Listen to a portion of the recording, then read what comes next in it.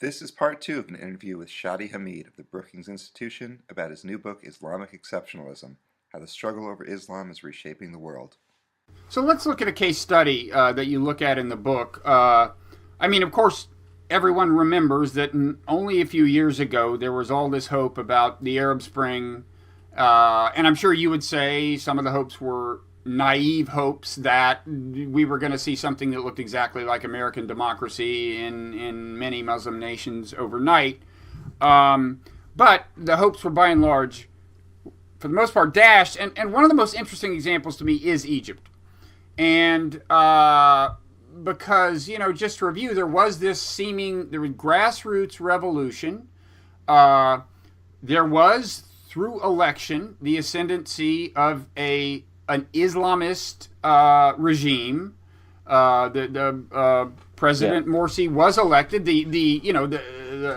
Of the Muslim Brotherhood, the Islamist party in Egypt, which had been, kind of more or less tolerated, I guess, for much of Egyptian history. Then there was a coup that had a lot of popular support, but it was a coup, and then there ensued, as you document in the book, the most brutal regime in the history of modern Egypt. I mean, these, in terms of just, there have been a couple of days where in a single day they condemned at least 500 people to death without, respecting what we would call due process of law, not to mention actual kind of massacres on the street where they gunned down hundreds of protesters and so on. And you were in Egypt during some of this, so just talk a little about. I mean, I was kind of personally hopeful for a while because it seemed to me, tell me if I'm wrong, but it seemed to me that the Muslim Brotherhood, it's kind of a good example of what you're talking about. It seemed to me they were being respectful once in power of the basics of democracy, right? I mean, they did some things that people didn't like, and for sure they wound up pretty unpopular. But it's not like they set about to rewrite the Constitution through extra democratic means or anything, as I recall. So you tell me, like, what happened from your point of view? Yeah, so I was in Tahrir Square on February 11th, 2011. So the day that Mubarak fell, and I mean, it's sort of sad for me to look back because I remember what people were feeling that day. It was one of those beautiful once in a lifetime moments to be in the midst of a revolution. I think that, you talked about how people were optimistic then and perhaps even naive.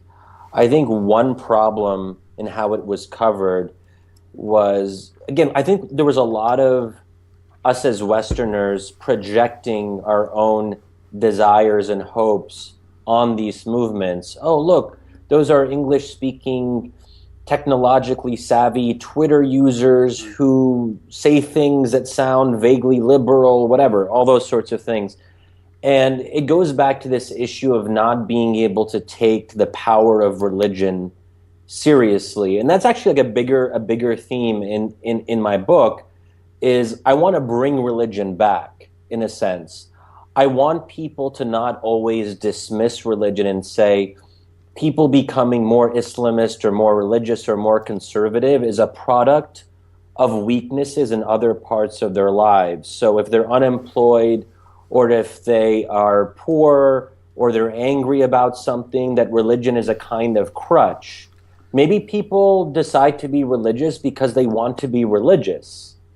And I mean, I feel like that to me seems self-evident, that religion might be a natural desire, but that's actually something which a lot of people, I think, have trouble accepting, if that makes sense. But anyway, so I think that was one of the problems in our early assessment of the Arab Spring. I was also in Egypt a couple days before the worst massacre in modern Egyptian history, which happened on August 14th, 2013.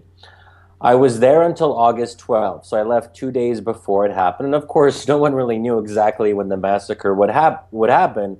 but it's an odd thing to wait for a massacre. That's also a kind of experience which is very hard for me to describe. It's surreal, it's scary, but that's what happens. So in these Egypt. protesters kind of knew that the axe was going to come down? They didn't know how bad it would be. There was some debate about how brutal the army would be because Egypt didn't have a history of serious political violence or civil conflict. As dictatorial as various regimes had been, they would usually try to avoid killing a lot of people in the streets. And in this case, how many died in one place? More than 800 in mere hours in broad daylight. I mean, they just gunned them down. They just fired into the crowd.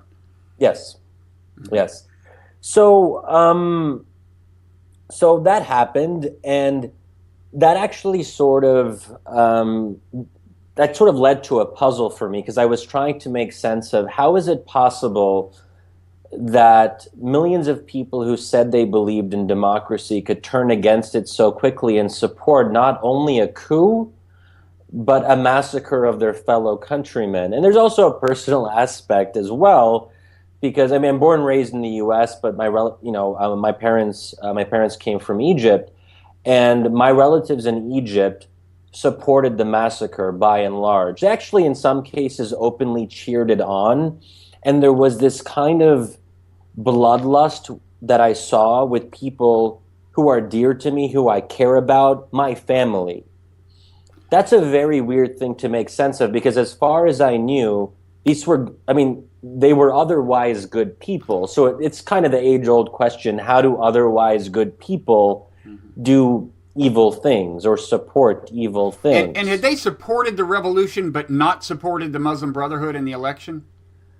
Well, some of them weren't super enthusiastic about the revolution, but they got on board like most people did once they knew it was sort of a fait accompli. But people who said they believed in democracy at the very least, that they came to believe in the ideals of the revolution in due time. But these were also people who were part of a secular elite who feared that if the Brotherhood was able to win more elections, that the Brotherhood would change the nature of the state. And this is also another exceptional aspect of Middle East politics, is that debates aren't about policy the way we talk about policy in the US, where we talk about, is universal health care good or bad, whatever, tax policy, should the rate be 35% or 39%. Here, these were divides that were about metaphysical things, and that's what makes it very hard to talk about them. They were about the meaning and nature of the modern nation state. And how do you really have a conversation about that? And a big part of that, of course, is the role of religion. Mm-hmm. So, and this is where I think that if we really want to understand the demise of the Arab Spring, the rise of ISIS, all of the bad things that are going on now in the Middle East, they're not just about the last 5 years or 10 years. They're part of a longer struggle where really since the end of the last caliphate in 1924, there has been an absence of a legitimate political order in the Middle East. And that's what people have been fighting over, to establish something that's legitimate. The reason they can't really do that, or they've failed in doing that, is because there are these unresolved divides over questions of Islam's relationship to this state. So that brings us back to this question of what should Islam be in the modern era? How do you fit Islam into the modern nation state? And that's what we're going to have to see play out. I mean, really for the rest of our lives in a way. I think it's worth noting a couple of things about this case as I understand it, which is that, so the Muslim Brotherhood gets elected, which surprised some people. Initially, I think the estimates of their political support were a little on the low side, but they managed to get elected. So first of all, there is fierce opposition to them, which I think was nourished a little by economic conditions and various concrete things on the ground. But it's worth noting, first of all, the opposition to the Islamist government came overwhelmingly from people who had considered themselves good Muslims, right? So you had, it's not as if you're saying in your book that, like, you have to accept that all Muslims are Islamists or Islamists of a certain kind. There's a huge diversity of opinion on this. And then the other thing is that, as I read it, what didn't happen, the failure did not lie in electing an Islamist government and then seeing your worst fears about how they would subvert the government come true. Now, people, including your relatives, may have worried that that would happen down the road, but what actually happened was a brutal coup by a relatively secular regime. Right? I mean, it was not a case of Islamism realizing our worst nightmares about Islamism, right? I mean, exactly. And this is what makes made the conversations I was having at that time in Egypt so difficult, because what people were more afraid of what hadn't happened yet. And speculative fears are very difficult to address because you're arguing about things that may or may not happen at some unspecified point in the future. And this is what it would always come down to, where I would be talking to a friend, colleague, or family member, and they would say, well, if they stay in power for 5 more years, then they'll do this. And of course, anything is possible, but the worst fears hadn't actually happened yet. They were so that I think is a big part of the problem, that no matter what Islamists do, there's going to be a section of the population that fears the worst. So that's one thing.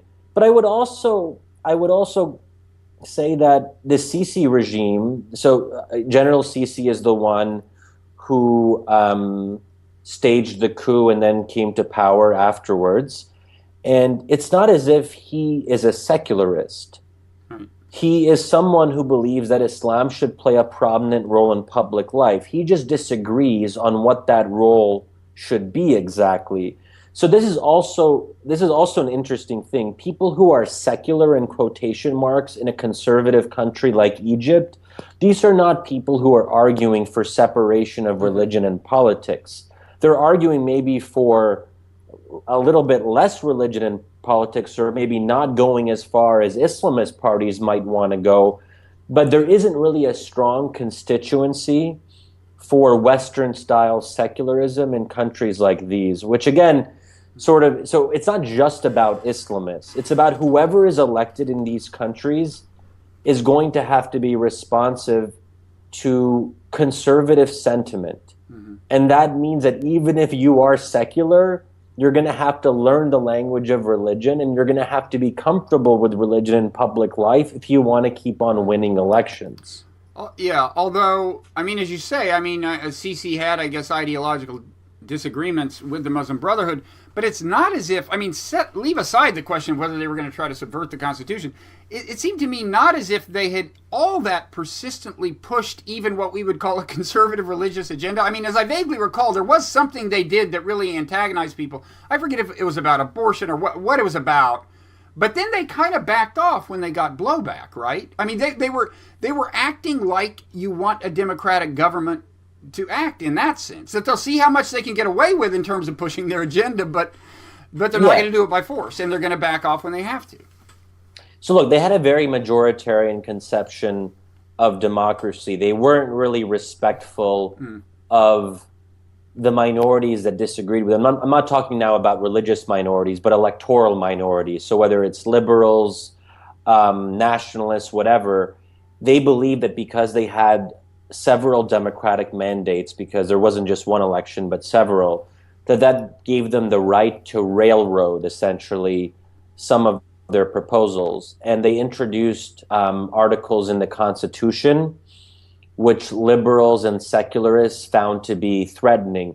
Again, not so much because they would have any practical import right away, but that they could be used in the future to justify further Islamization. And that's also understandable because constitutions are hard to change once they're there. It takes time to change them and introduce and revise amendments and so on.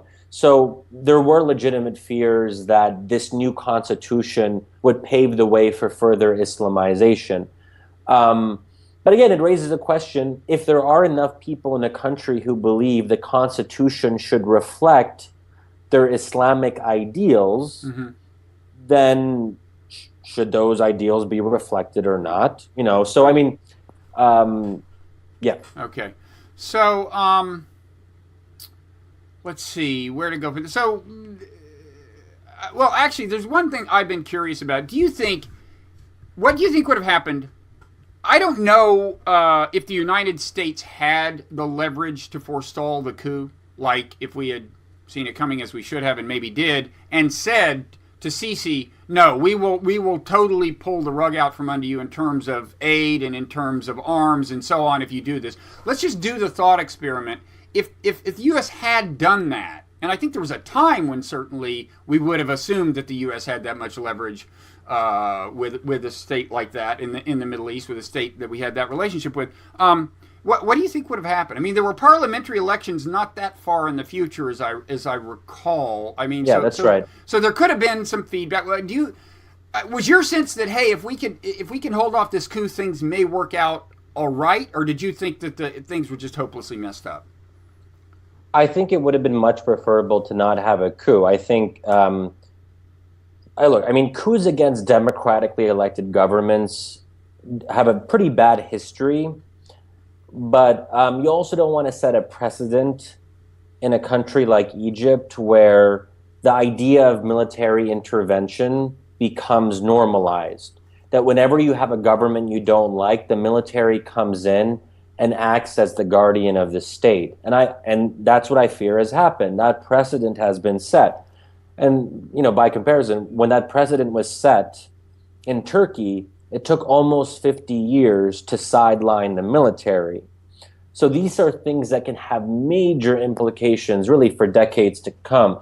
Now, as for what the U.S. could have done, look, I mean, these are counterfactuals. It's hard to say what would have happened if the U.S. had done certain things.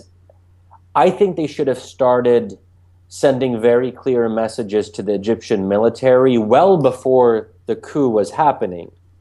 Should have happened early on in the transition in 2012, for example, a year before the coup, where the U.S. had become so indulgent of the Egyptian military.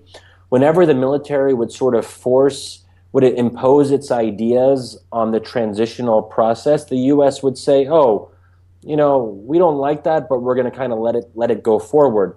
And one example of this was when the military was essentially waging war on Egyptian and American NGOs to the extent that American citizens had to hold themselves up in the American embassy in Cairo because they were under threat of arrest. And I think that was a key moment because in a way the Egyptian military was testing us to see how far could they go? Could they get away with murder? Both figuratively and then ultimately literally. And every time they pushed, they saw that the Obama administration wasn't willing to do much in response. So I think they came to the conclusion that they could get away with quite a lot. Mm-hmm. And they did. Mm-hmm. Which gets into a bigger question of how much leverage do we think we have? And one of my big disagreements with this administration is that they underestimate the leverage we have with our allies. And we are the primary, there is no substitute for U.S. military provision when it comes to Egypt. The Egyptian military depends on the weapon systems that we provide them. And not just that, training, maintenance, military to military relationships. So there is an influence there that's been developed over time. And the fact that we were never really willing to use that is, I think, a big mistake. Mm-hmm.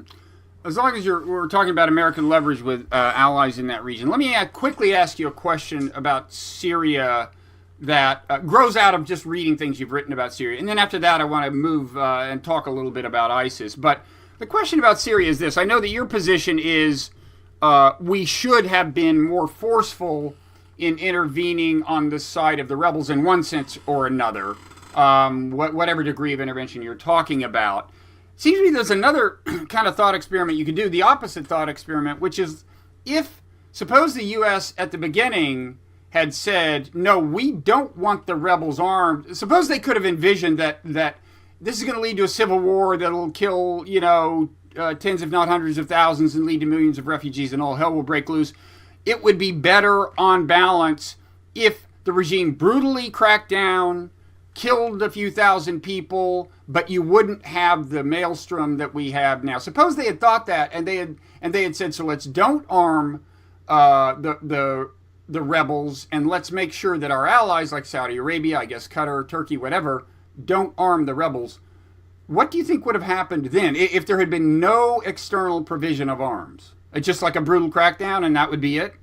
Well, that was actually the case for the first few months of the Syrian uprising before it was militarized. We're talking about peaceful protests that were happening throughout the country, and the Syrian regime was doing precisely that, brutally suppressing and gunning people down in the hundreds and then later in the thousands. And they weren't able to suppress this. The protests continued, and then over time, when people realized that peaceful protest was not working, then they started to resort to arming themselves. So I don't think that was ever a possibility from the very beginning. You mean they had enough arms in the country so that even if we could have stopped the flow of arms into the country, there would have been a true civil war? So, I mean,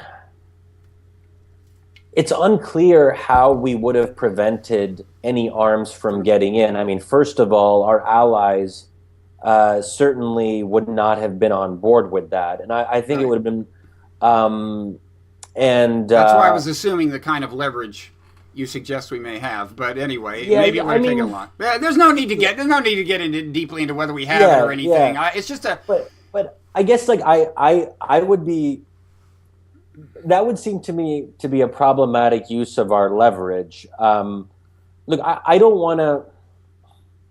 I guess I don't want to live in a country. I don't want to be an American living in America where we kind of look the other way and say, "Hey, if a brutal regime wants to crack down on peaceful protests, I mean, so hey, part Shadi, of it all, I've got some bad news for you. You are living in that country, and Egypt, which we just talked about, is a perfect. And I'm not kidding. I mean, I think we must at least acknowledge the paradox that we are sending tons of aid and arms to a regime that, so far as I can tell, is morally indistinguishable from the Assad regime. Have they killed as many people? No. But is there any doubt that they would? No. And that's why I've been extremely critical of our policy towards Egypt. I think we have abdicated our moral responsibility. So but I feel like Syria is at a different level because we're talking about more than 400,000 people killed. So we're talking about one of the worst humanitarian catastrophes of our time, and I think that. I mean, we can have a debate about whether the U.S. could have stopped the coup. I think that there was quite a lot the U.S. could have done to diminish the Assad regime's ability to kill its own people. And we chose not to do those things, even though we were very close in August 2013, and our allies had their targets ready, and the French had their jets prepared to strike. And at the very last moment, we did not. So I feel we had opportunities to stop killing, and I think that's at a level because Egypt. Let's be honest. There's no easy way to do that. But by supporting the rebels, there was no easy way to bring this to a quick close. And then there would have been the question of, there's also the assumption, and if you take it all the way to bring it to a true end, then you've got the post-regime change problem of like what happens now. But anyway, we needn't go ahead and say something else about Syria, and then we can move on to ISIS. I don't want to turn this into a big. But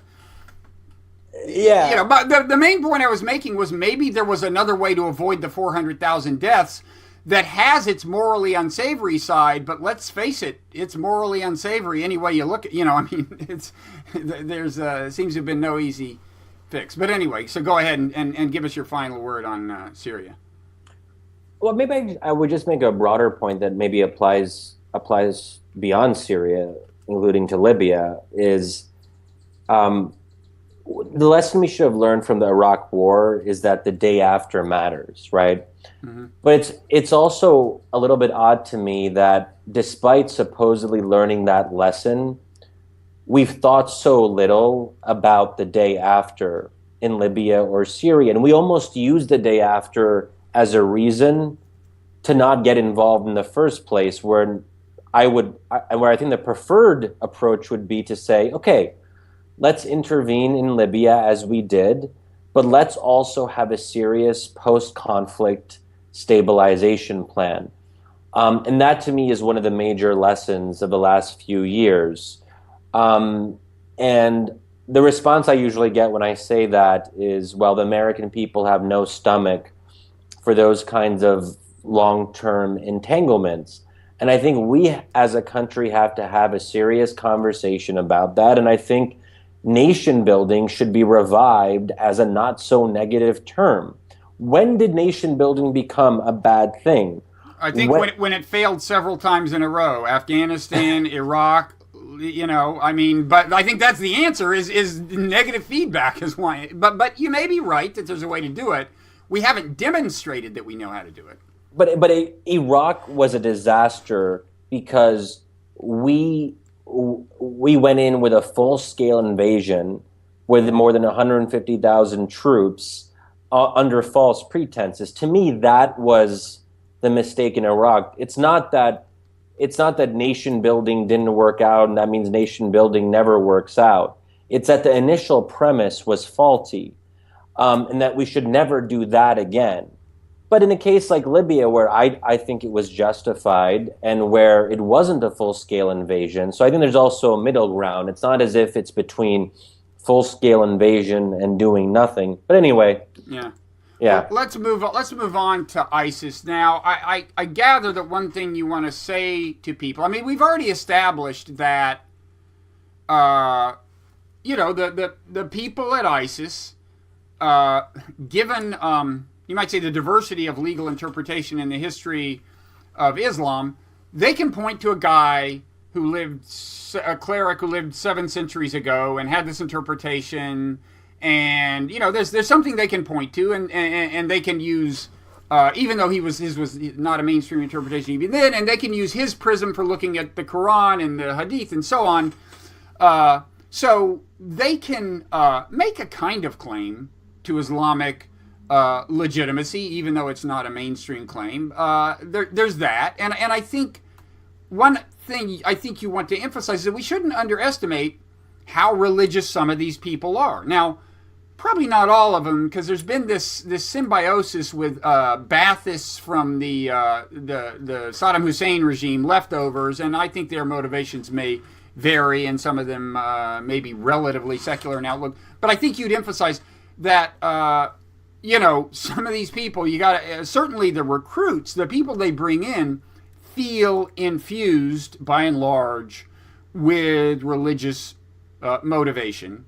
And so this is one thing you're saying, right? We should reckon with the fact that the religion is not an act. Exactly, and this goes back to a broader point that I return to throughout the book, which is taking religion seriously as a motivating factor and not dismissing it out of hand. And I always hear this in discussions about ISIS, that ISIS are just using religion for political ends, right? But we never ask the kind of reverse question is, what if they're using politics for religious ends? It could be that as well. And the fact that we can't take it seriously that people might actually believe the things they say they believe. And that doesn't mean there aren't some in ISIS, as you correctly mentioned, who may have other primary motivations. But when we look at the organization as a whole, I think we should take how they view Islam at least somewhat seriously and factor that in to our analysis of the organization. So the fighters on the front line in these battles, most of them probably believe that if they die fighting for the cause, that they will have direct entry into paradise. Maybe not all of them, but most of them or many of them, whatever. So I think that's one thing that I'm trying to convey. And if you look at how ISIS governs, and that's why my entire chapter on ISIS is very focused on governance, because I think that's the one aspect of ISIS that doesn't actually get much attention. We're always focused on the battlefield dynamics or their savagery and how they behead people, when actually I think one of the most interesting and ultimately concerning things about ISIS is they have an unusually pronounced interest in governance. They actually do have a governance model, and we have to make an effort to understand it. And they're not just making this stuff up as they go. They're actually putting thought into it. And if you look at the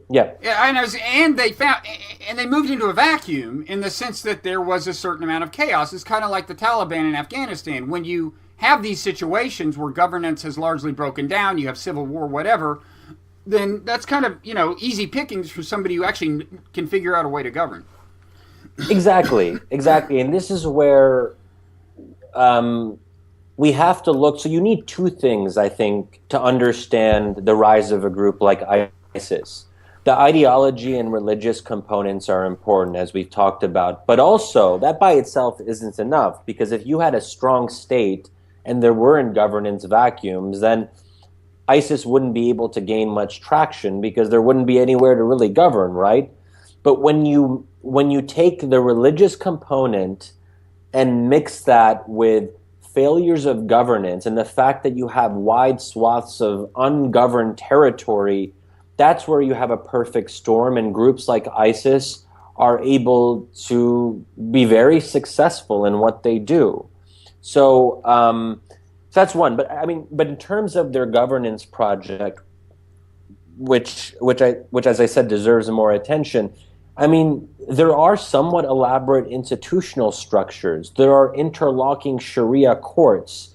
There is a legal system, a judicial system that they're trying to develop. There are things like consumer protection offices. So there is a state building project, which is less successful now because they're under constant attack.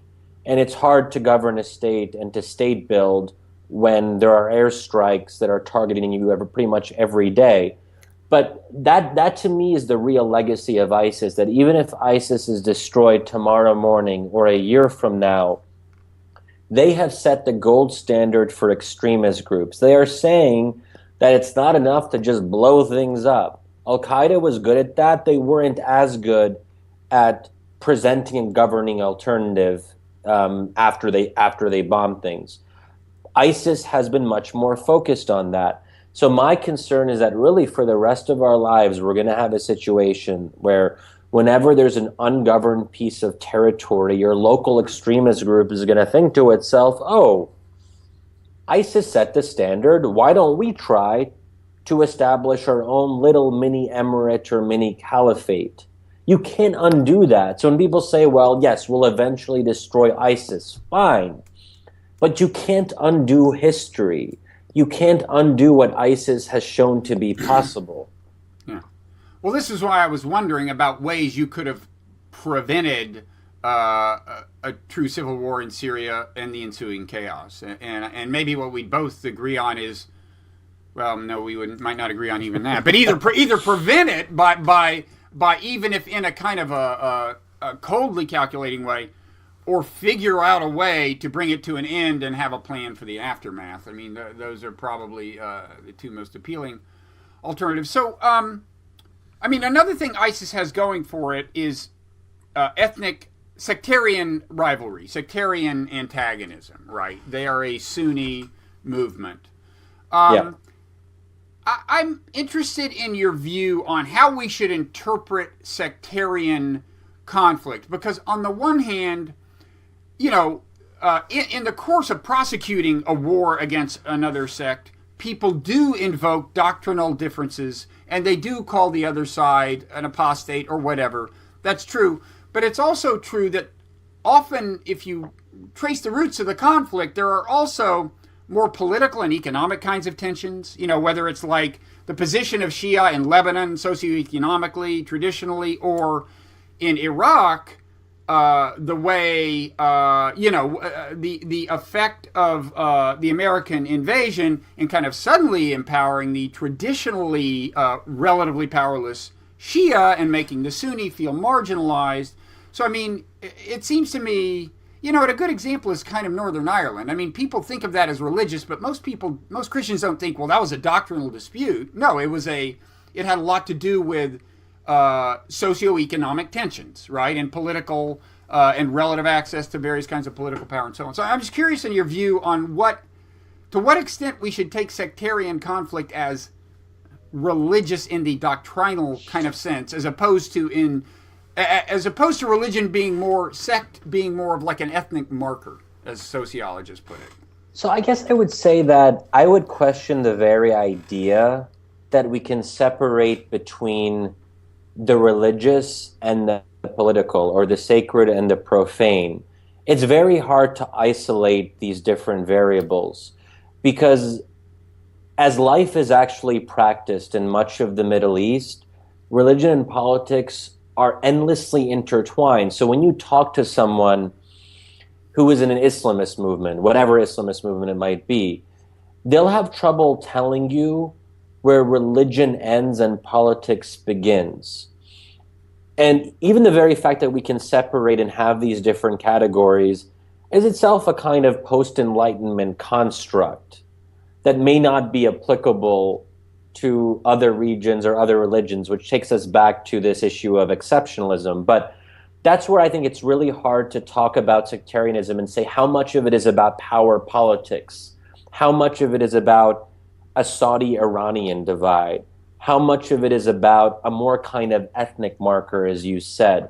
I think it's all of the above, and it really depends on which individuals, which groups, which countries. But again, I think what you're seeing is how these different concepts mix together, which makes sectarianism a very hard thing to untangle, and which is also one of the reasons that I think it's very hard to say original things about sectarianism, because it's hard to model. Mm-hmm. It's hard to separate the different components, if that makes sense. Yeah, I mean, I guess maybe the question is, look, there have clearly been times when Sunni and Shia were living in close proximity and relative harmony, even in kind of a geographically integrated way. So, for that matter, Christians and Muslims, but.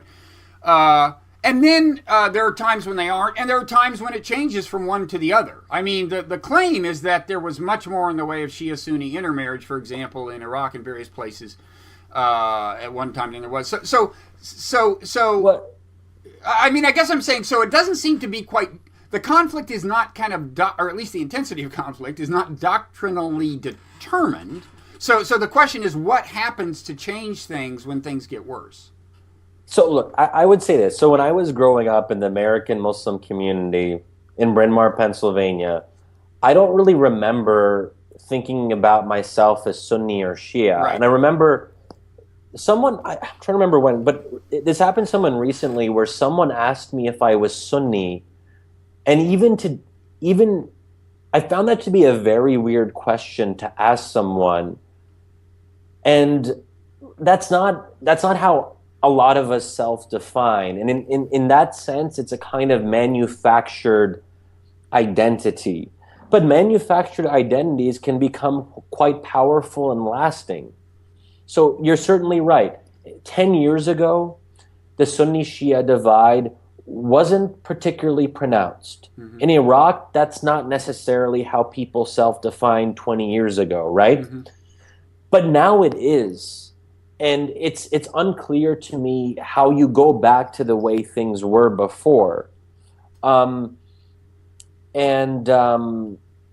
The Syrian civil war will be remembered as the defining moment in the formation of the new Syria. Whatever the new Syria ends up becoming, that will be the formative moment for a whole new generation of Syrians.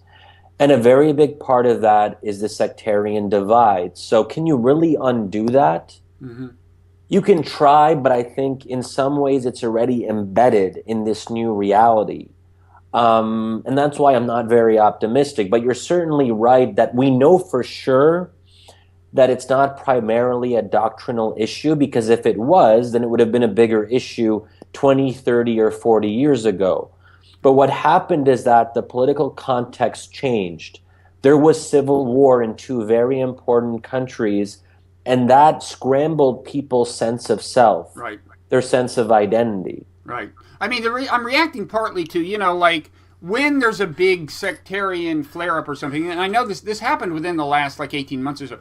New York Times ran a big front page, explainer. This is going to help us understand it. And they say the Shia-Sunni divide goes back to, and it's right after the prophet, the dispute over who his successor would be. And I just go, this is not helpful. I mean, it would be more useful to understand what happened here, because even though you may be right that it's not that easy to unscramble the egg and it's too late to go back and not invade Iraq, it seems to me it's still useful for future reference to understand the kinds of things that exacerbate sectarian tensions. And it seems to me if you say, well, the way to understand this is through this doctrinal difference that initially divided Sunni from Shia, it seems to me that's not all that helpful.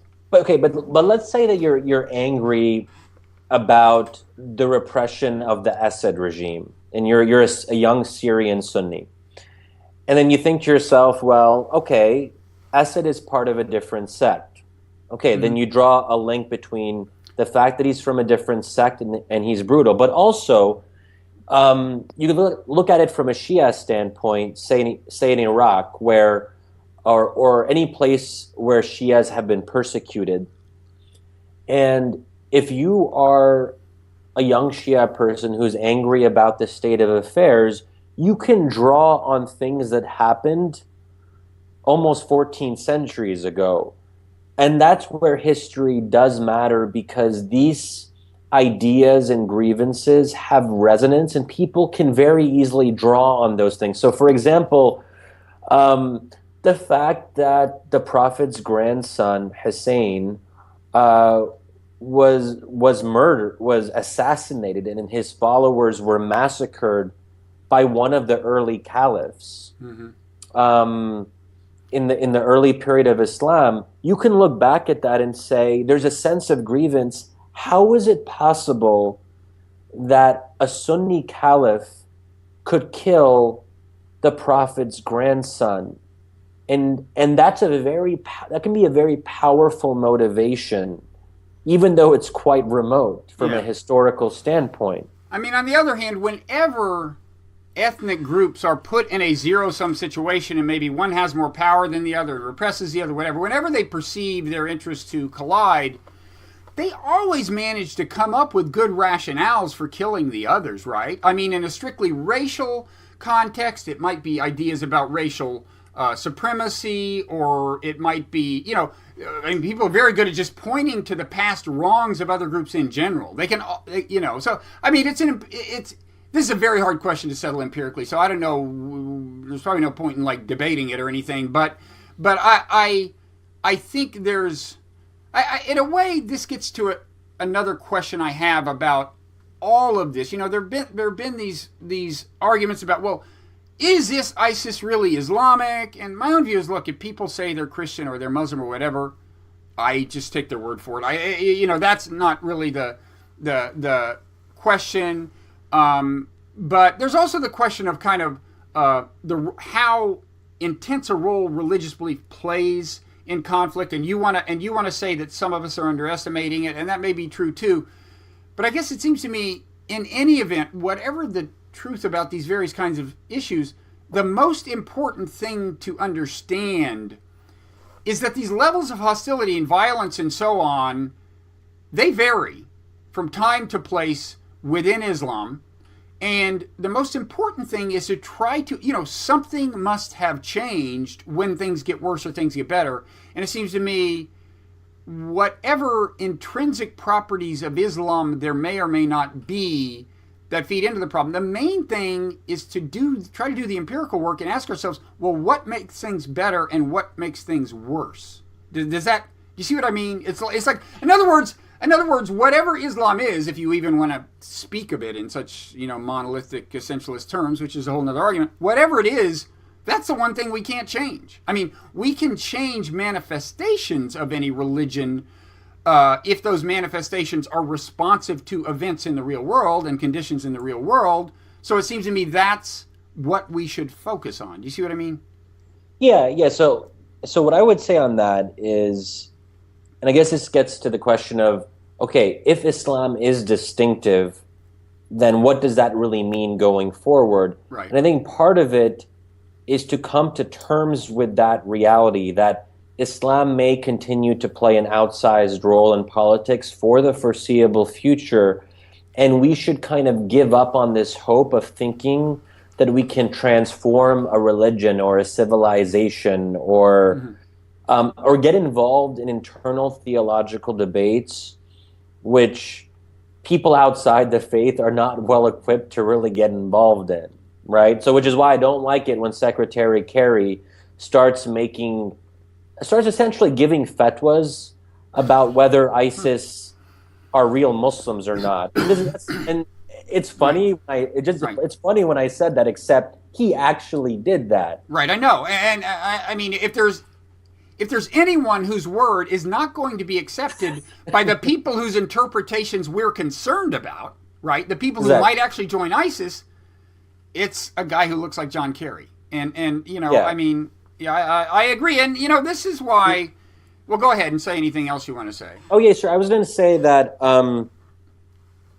if we make Islam's role in politics or Islamism as the problems that have to be solved or fought or challenged, then I fear we're actually going to make things worse for a very long time to come. And that shouldn't be the focus of our efforts to promote reformation or to send along a bunch of moderate clerics who say nice, fluffy things. So I think the first step has to be accepting that it may go its own way, that if there is democracy in the Arab world, it may look more Islamic or more religiously infused. The other implication is that if people hate each other over religious or sectarian divides, we shouldn't hope that those are just going to disappear. The hope is that they can agree to resolve those foundational divides through a peaceful process. So that to me is the more realistic, pragmatic approach. Fine, hate each other all you want. Mm-hmm. That's not our business about whether you believe Islamic law should be the primary source of legislation. But just find mechanisms and find power sharing arrangements. Mm-hmm. Find a consensus building measures or national dialogue processes which help you channel those divides in a more constructive fashion. So that to me actually in some ways supports your point that even if Islam is a constant, how people manage these divides is always changing, and it can change for the better. Mm-hmm. And we can help that as outside actors. Yeah. Well, this is why I think you occupy an interesting ideological space, because on the one hand, you talk like a realist in the sense that you say we should be respectful of the limits of our own ability to intervene in the internal politics and make things exactly our way. And, in a way, the little thought experiment I was floating about Syria, suppose we could have kept the insurrection from ever acquiring much in the way of military force, was an extreme version of a realist view. In other words, like, look, Syria is this state. We don't know how to make it better for sure, and our main request of states should be that they don't attack us and stuff. That's kind of the extreme version of the classic realist position. And you have some realist in you, but on the other hand, not so much that you liked that thought experiment. So you do have some interventionist in you. And no, it's interesting. Yeah, I don't mean it's a contradiction. I don't mean it's a contradiction, but it's a very, like, following you on Twitter during the Egyptian thing, it was like there was nobody else who sounded quite like you. Well, thank you. I actually appreciate that you would say that. And I sometimes, I'm, what I try to do in my work, and even in this book, is work out my own ideas. And that's why sometimes it seems like, I don't want to say contradicting myself, but there are ideas that I hold that are in tension with each other. And sometimes that makes me uncomfortable, I guess. But I also don't think that anyone who works on the Middle East should be 100% positive or 100% in one camp or the other, because it's very complicated. And what I've realized is that the Arab Spring has changed me. And in that sense, this book is really personal to me, because writing it was a way for me to make sense of what I had come to believe over time.